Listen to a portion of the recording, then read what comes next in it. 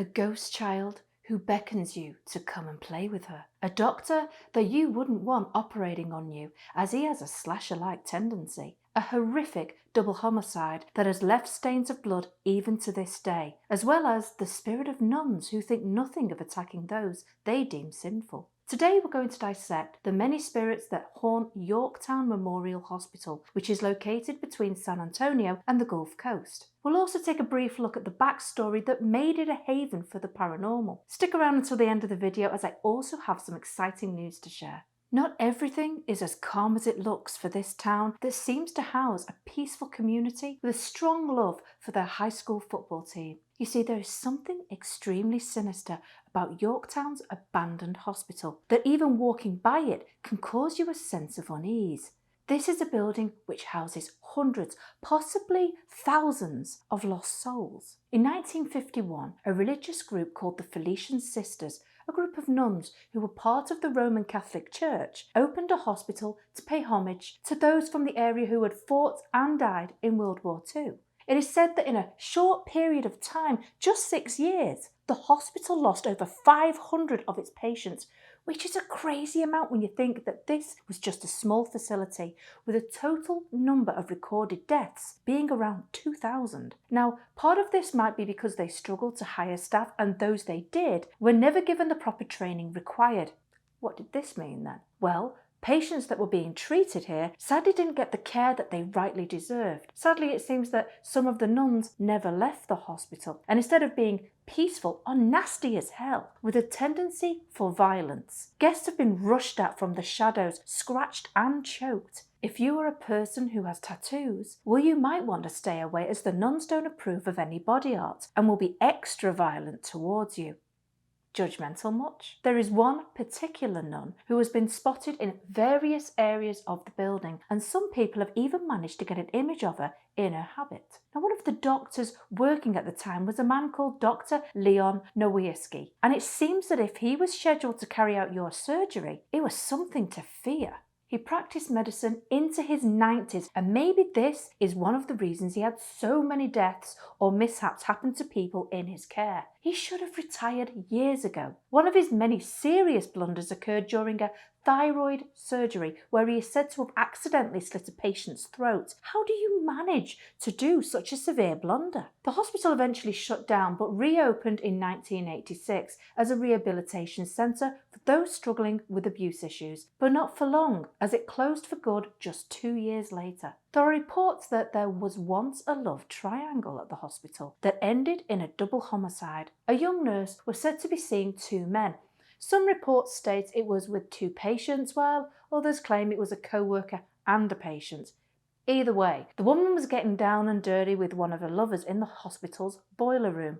Sadly for her though, her other lover showed up and in a jealous rage attacked the couple, stabbing her to death. Now, the lover she'd been with managed to wrestle the knife from the attacker, which resulted in him stabbing the man to death, either as a form of retaliation for the murder of his lover or in an act of self-defence. The current caretaker of the hospital has said that the blood splatter is still visible to this day from the horrific tragedy. Wondering himself if the stains were really from the murder, he had the blood forensically analysed and it came back as human. It is not surprising that he decided to take such measures. As he has seen so much activity in this creepy hospital, he's become accustomed to it. He's reported that when the nurses' station lights are switched on at night, everything seems peaceful, as it should. But turn those lights off, and it's a different ballgame altogether, as he has witnessed people walking the corridors, some looking like visitors with others being patients. There is even a staircase at the front of the building that is closed off by a door with a pane of glass. Every single evening, the caretaker will hear a tapping noise on the glass, as if someone wants to get his attention.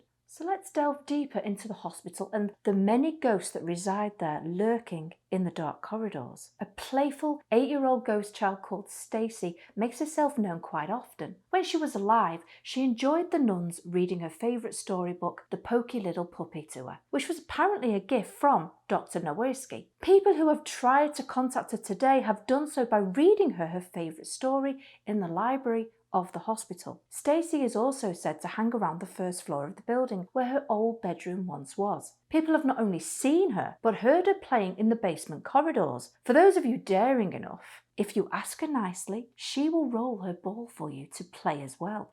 How do you feel you would handle that situation? Would you stop and take a moment to roll the ball back? Or get out of the basement ASAP? In one of the children's areas, there is a battery-operated doll which is still active after all these years. The toy has responded to questions asked of it and even laughed while conversing. Many believe that this is another way that Stacey communicates, but could it be other children who want to make themselves known? In 1973, Doug Richards, who was a heavy equipment mechanic at the hospital, died. But this hasn't stopped him going about his daily tasks. Visitors have witnessed him walking the many hallways, dressed in a white t-shirt and blue jeans. A young man named TJ was in desperate need of help and tried to seek this from the hospital when it was a rehab facility. It's believed that he rang the bell at the back of the building, but no one answered his call. It's unclear whether the bell was broken or the nurse on duty had fallen asleep. Whatever the case, he was found dead on the back steps the following morning. His ghostly figure has been seen wandering the corridor near the place he lay down and died. Now, these are just a few of the many ghostly entities that walk the dark corridors of Yorktown Memorial Hospital. From orbs to shadow figures, disembodied voices and screams in the dead of night emanating from the maternity ward.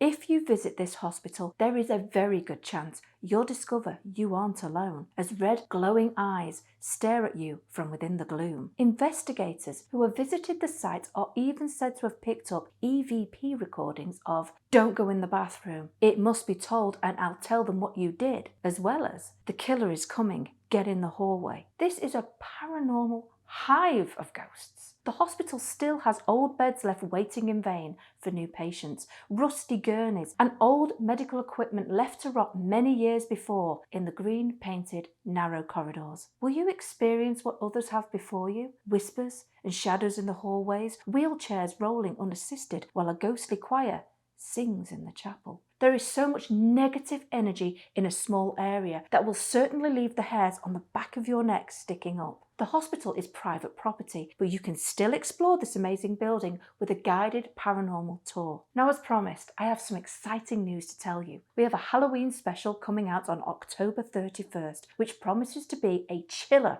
of an episode. If you have enjoyed today's ghostly tale, please take a moment to like, subscribe and hit that notification bell so you won't miss out on new scary tales that we have coming your way. Thank you, as your support means a lot.